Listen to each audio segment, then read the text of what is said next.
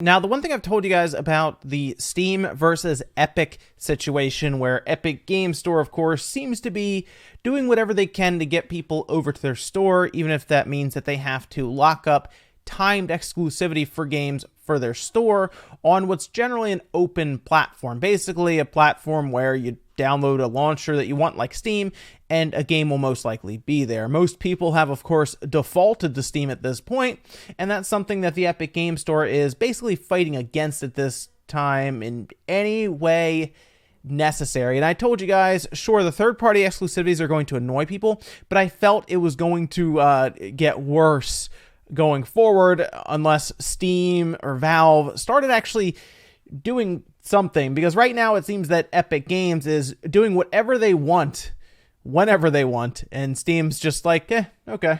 Like, there's really not a lot of fight or battle right now. I think that's just because Steam knows that they're the default, right? Like, they know you're probably going to open Steam if you want to check out a game, so they're still not, I think, feeling the pinch right now. But something happened today that is very, very big.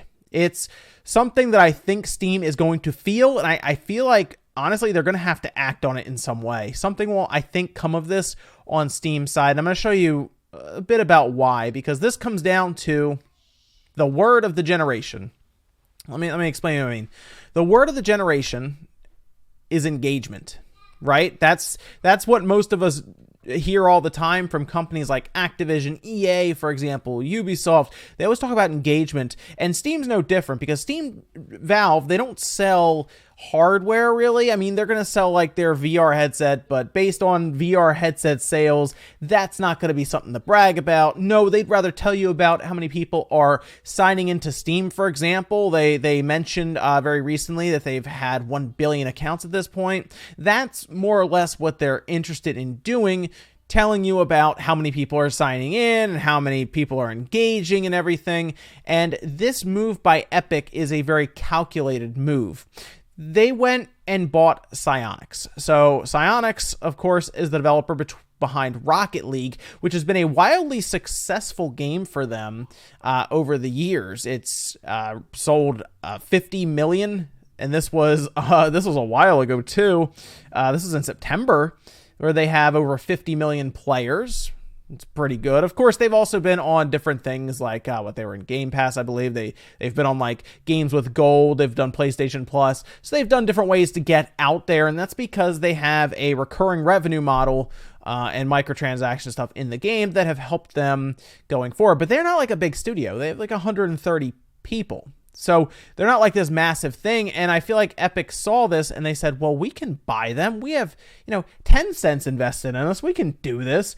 Tencent, by the way, good bit bigger than Valve. They can push Valve around if they want, and I mean, technically they are through Epic, which is probably a thought for another day, to be honest, with that whole thing. Whether this is really Epic or Tencent pushing Steam and Valve around right now, but this was put out as well that Psyonix has joined the Epic family, and there is a bit of misinformation going around right now. Epic has not actually confirmed that they're taking it away from Steam. As far as we know right now, everything will stay the same until about late 2019. That's when they say Rocket League will appear on the Epic Store, and then they will most likely, I say most likely because they're just hinting at it right now, remove it from Steam. Now, I say remove it, most likely it just won't be for sale anymore. If you've purchased it, you'll still be able to play it by launching Steam, but at that point, it will be an Epic Game Store exclusive, and I think that makes sense for them because they own Psyonix, right? Like, at that point, it's like, well, you're not going to download Fortnite on Steam. I mean, why would they do that if they're competing with Steam? Now, of course, this is an interesting situation because remember a while ago we talked about Tim Sweeney saying, oh, if Valve matches our revenue split, we won't do timed exclusives anymore like that.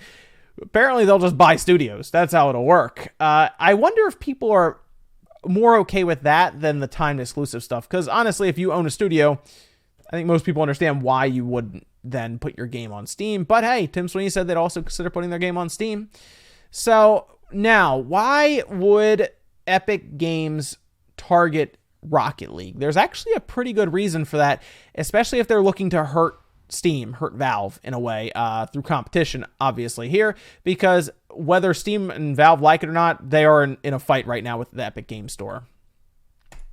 These are the statistics for games, concurrent player counts in games on Steam. If you look at the list, Rocket League is number 4. 3 games are above it. 2 of them are free to play.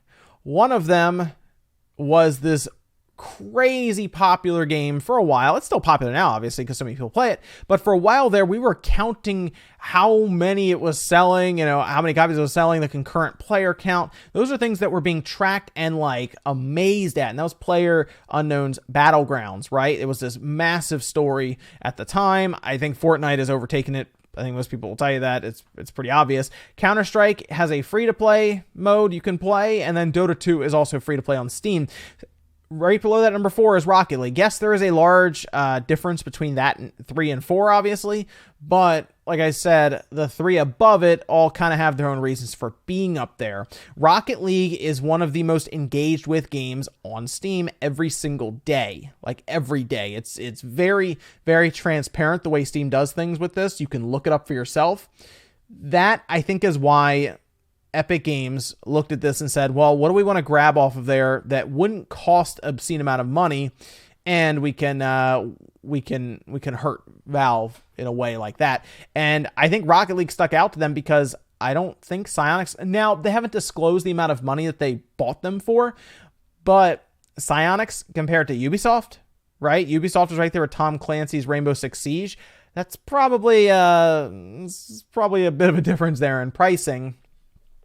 I don't know if I would touch Ark. Team Fortress 2, of course, tied in with Valve.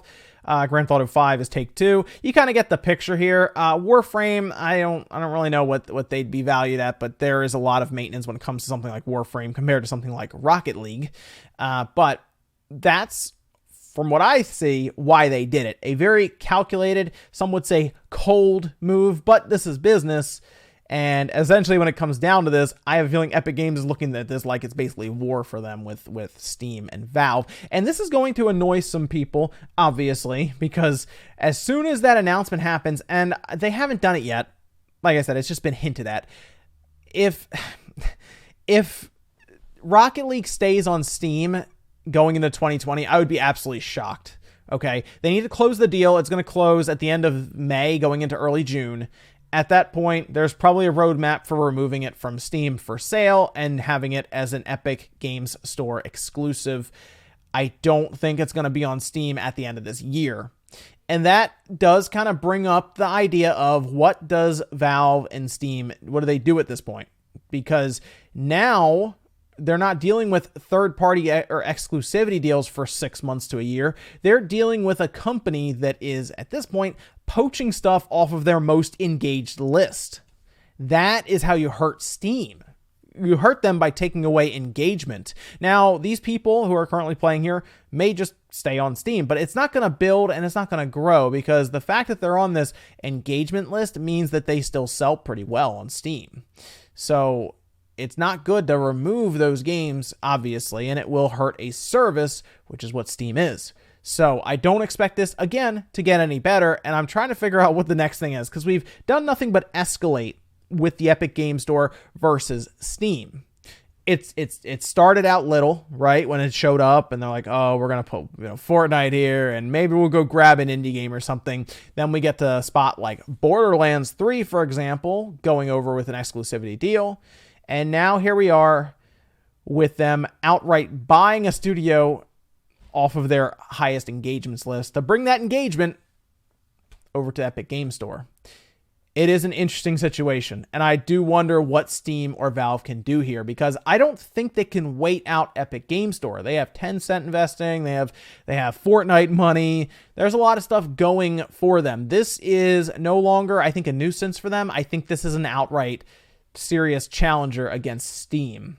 And I hope Steam does something, like lower their cut for developers, right? Be more friendly for developers. There's some stuff they can do there, so we'll see. But one thing's for sure, the player base of Rocket League, the PC gamers are really getting caught up in this. And generally, competition is supposed to help us, right? It's supposed to help consumers. but I'm not really getting that feeling right now. I'm not. It seems to be like it's more of a nuisance for PC gamers, and I am waiting for this to eventually morph and turn into Steam and Valve doing something here, right? Valve announcing a game like a Half-Life or something that will really get people excited. Or maybe I don't know, do they buy their own studio? I doubt it. What's the point? You know, I mean, they don't know which one that Epic is going to go out and buy. So it's weird, but that's the one thing Valve can do. They can produce a game. I'm not going to say Artifact, but they can produce a game if they need to. And I would like to think that one of those VR projects is a Half-Life thing and that they are working on something like a new Left 4 Dead. There are things they can do if they really want to. And I would like to think that eventually they get backed into a corner and they announce it. But we'll have to wait and see on that one. Let me know what you guys think about this. This is an interesting situation with Epic Games, and I'm curious what you think, especially if you're a PC gamer or if you're a console gamer looking at this from the outside, because it seems to be escalating, and I don't think it's going to stop anytime soon. Thanks, guys, for watching. Make sure you like the video if you enjoyed it. Dislike it if not, and I'll see you in the next video.